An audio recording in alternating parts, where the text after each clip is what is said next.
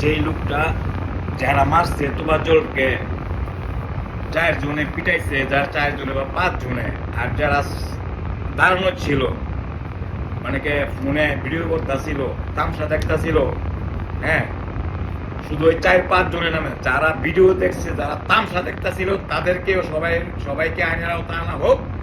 আর তাদেরকে cross fire মানে public প্লেসে রাখে স্টেজ তৈরি করে ক্রস ফায়ার করে তাদেরকে মারা হোক।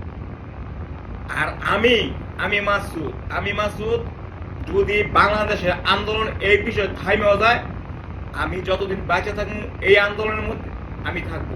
আমি এই তোফাজ্জলের বিচার চাই, আমি তোফাজ্জলের জন্য আমি বিচার চাবো যে বাষ্যমানিক একটা মানুষের উপরে মানে অমানসিক নির্যাতন করে ভাত খাওয়ায়া আবার খাওয়ায়া ভাতের বিনিময়ে একটা মানুষের জীবন কাইরা নিতে পারে, তাদের বিচার না হওয়া পর্যন্ত আমি প্রতিবাদ করে যাব একটার পরে একটা।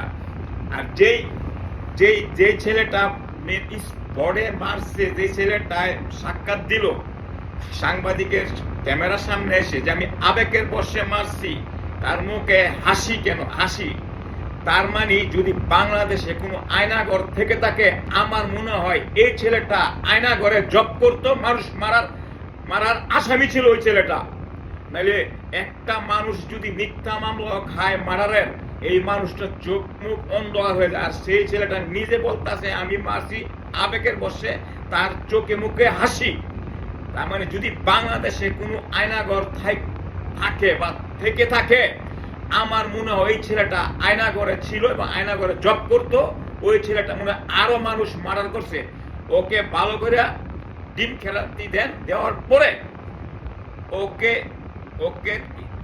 ক্রস ফায়ার দিয়া তাকে পাবলিক প্লেসে স্টেজ তৈরি করে ওকে মারা হোক।